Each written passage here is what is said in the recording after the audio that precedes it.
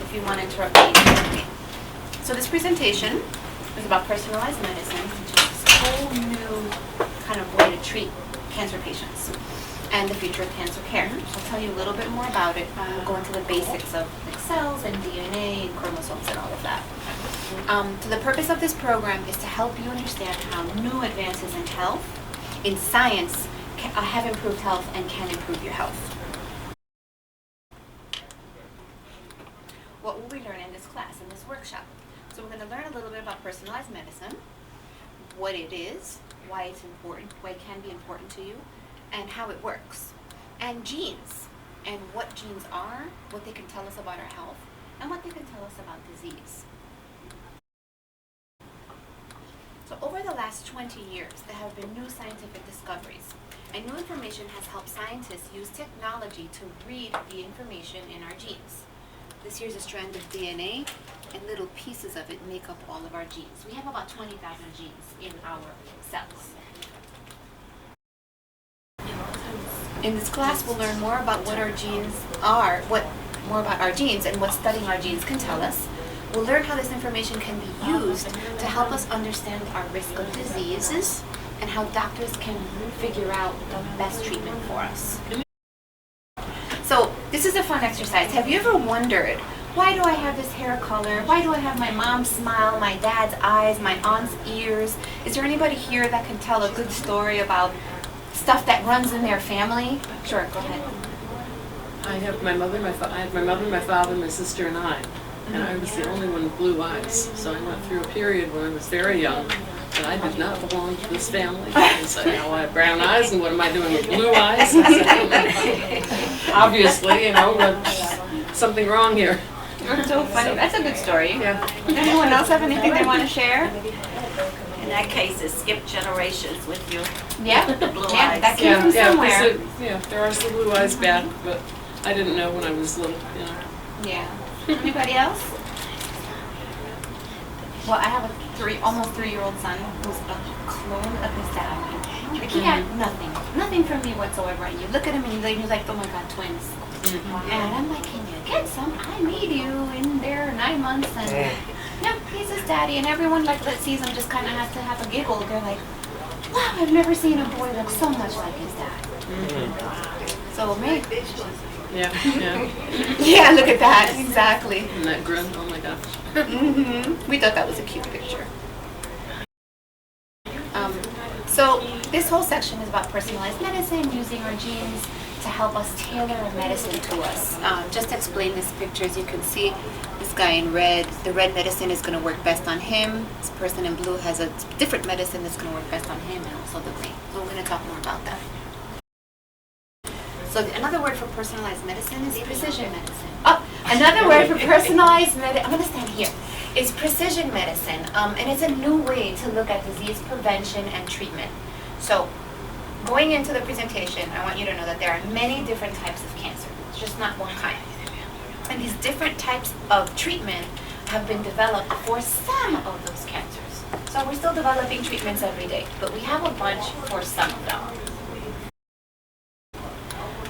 Personalized medicine looks at all sorts of things. It takes into account the differences in our genes. Then doctors and researchers will also look at the things that you're exposed to and the way that you live. So as you can see here, a bunch of kids, they all look different. That's just differences in your genes. We've got a picture of Washington Heights and some pollution over there. That's the type of things that we were exposed to. And the next picture, I like that one very much. It shows different lifestyles, right? I know, well when it's cold you kind of want to do that. But you know, you can live a lifestyle where you do more exercise or where you're a couch potato.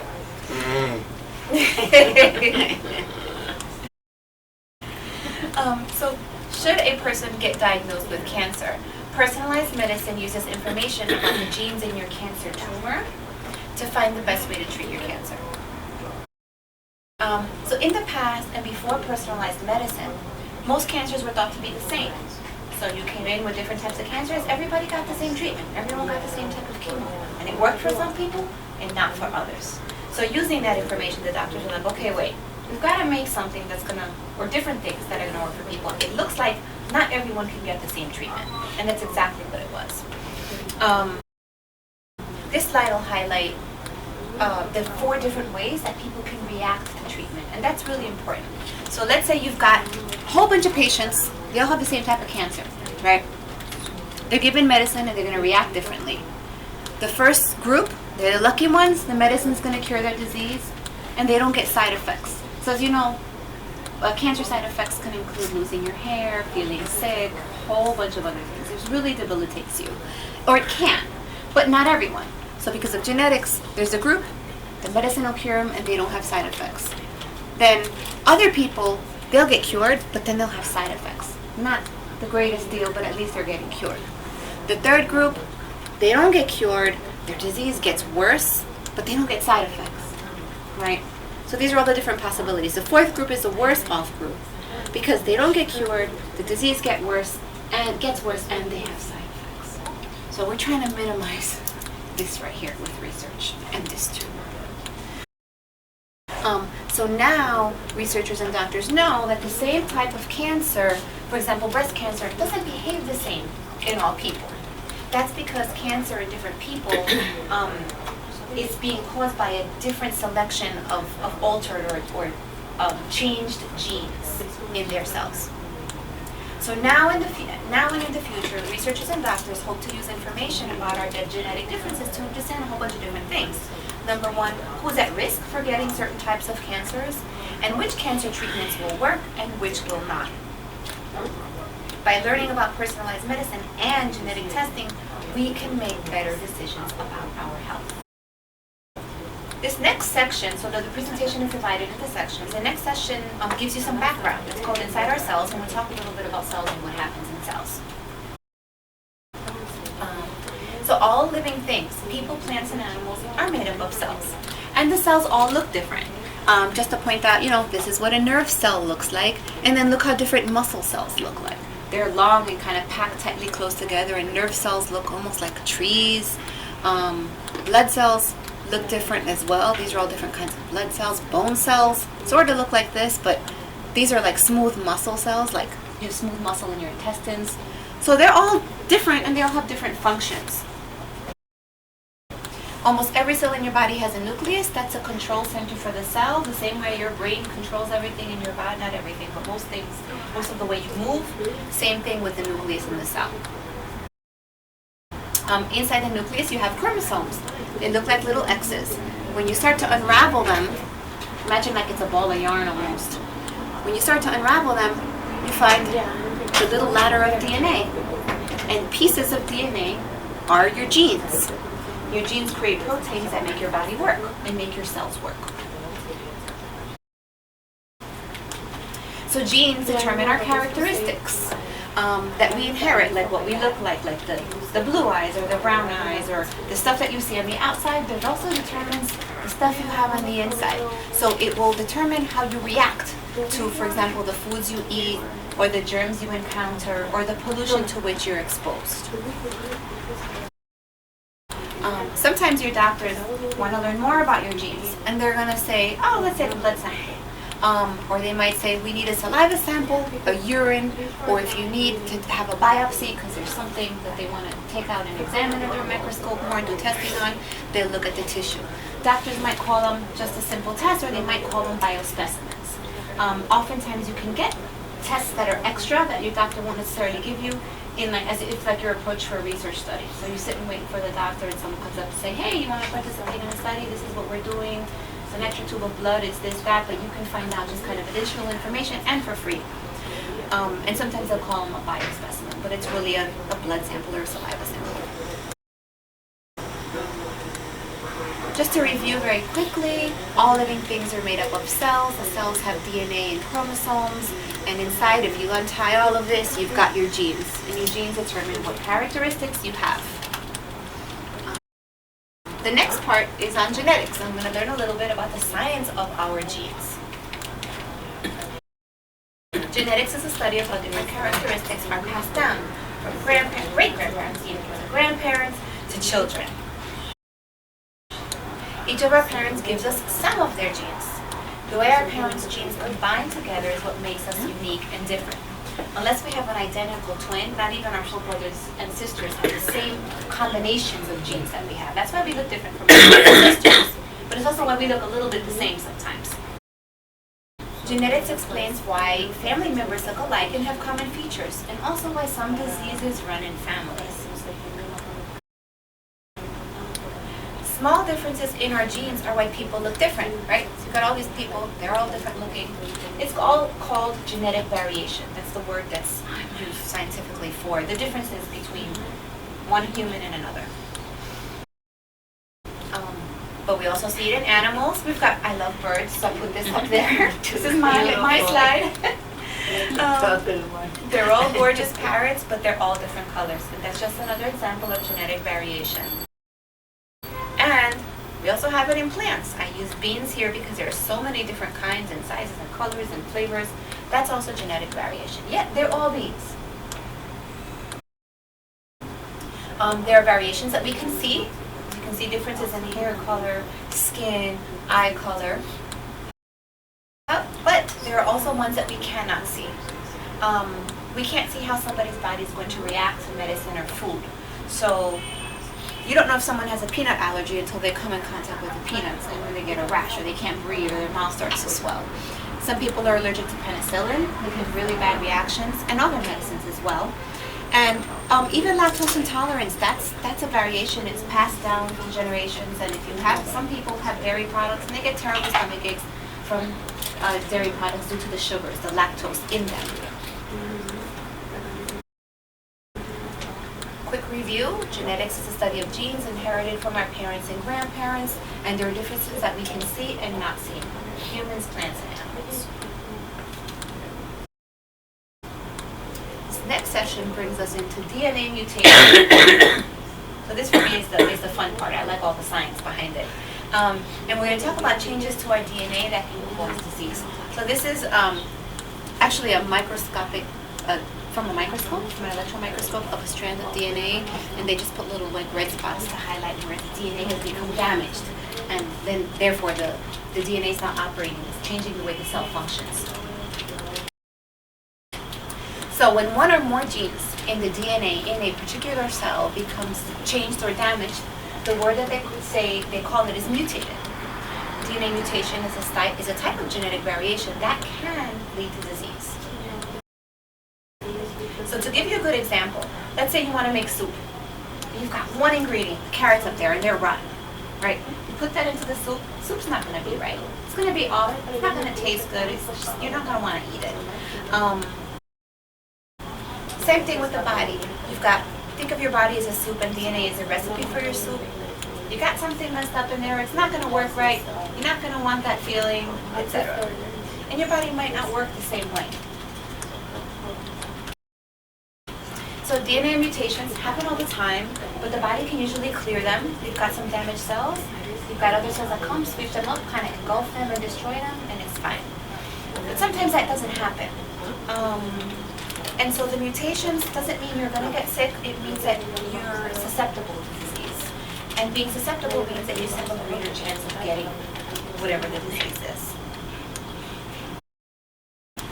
A little bit on how genes work. Genes have on and off switches, and that they tell the cell whether to multiply or not.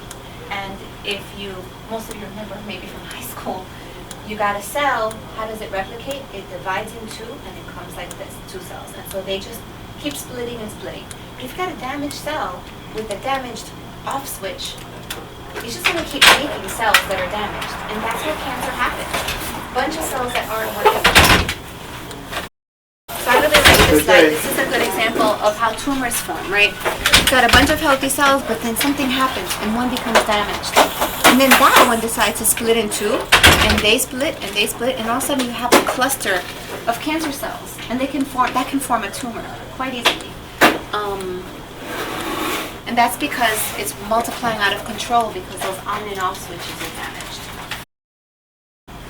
So a really good example of a DNA mutation is sickle cell anemia. So sickled red blood cells, this is what a normal red blood cell looks like. Clearly this one is shaped like a sickle. They're going to work differently, right? So people with sickle cell anemia inherit that gene from both parents. If you get it just from one, you're not going to have sickled cells. If you have 2 copies of the gene in a child or in a baby that's born, you're going to have the disease. So mutated genes that can cause some breast cancer can also be inherited. I don't know if you recognize the lady there. Jolie. Yeah, Angelina Jolie. She's an actress, and her mother died of breast cancer, and I think it's breast and cervical. So she went to the doctor and got genetic testing, realized that she had copies of the strongest genes. Double. Yeah. Chances are she was going to get it at some point. She had her breast removed, and I believe her ovaries too. So that would avoid kind of her chances, you know, were pretty much cleared of getting breast cancer because she doesn't have breast. So really important. So when your doctors ask you about which diseases run in your family, they're asking you your family history. And this is the doctor's way of knowing about your inherited mutations. And depending on your family history, they might send you for other screenings. So if you, just as an example, I know that the standard of care for colon cancer is after age 50, you want to get a colon cancer screening every year. If you're 40 and you go to your doctor and say, oh my God, it runs in my family, all these people have it, what do I do? That doctor is going to say, no, you're not waiting until 50. You have it in your family, that's your family history. Come and you're going to start getting screened from now, just to be sure. And hopefully if that person does have any intestinal polyps that can lead to cancer or anything else, they'll get cleared so their chances of not getting it are improved. So things in the environment can damage or mutate your cells. Just some examples. You get too much sun exposure can lead to skin cancer because the sun will change the way your cells function. Cigarette smoke exposure can lead to lung cancer and a whole bunch of other cancers as well. So that's an example, just 2 examples, really basic of environmental things. Mutations caused by the environment are just called acquired mutations. There's different kinds, so we're just going to talk about, just kind of label the different types of mutations. This type of mutation happens in a person's life, like sun exposure, and doesn't mean that it's genetic. The most common form of cancer are actually acquired mutations. Sporadic mutations occur by chance. So, for example, dwarfism, this is an example of a famous Brazilian singer. Some people know, some don't. He's Spanish, love songs. He had a sporadic mutation and ended up with dwarfism. So a disease basically that occurs with no family history is considered sporadic. Don't know where it came from. Just to review really quickly, 3 types of genetic mutation. Ones you inherit, ones you acquire in your life, and ones that we don't know where they came from, and those are called sporadic. And when DNA is mutated, it's been changed or damaged and no longer works the way it should. Sickle cell anemia is an example of an inherited DNA mutation.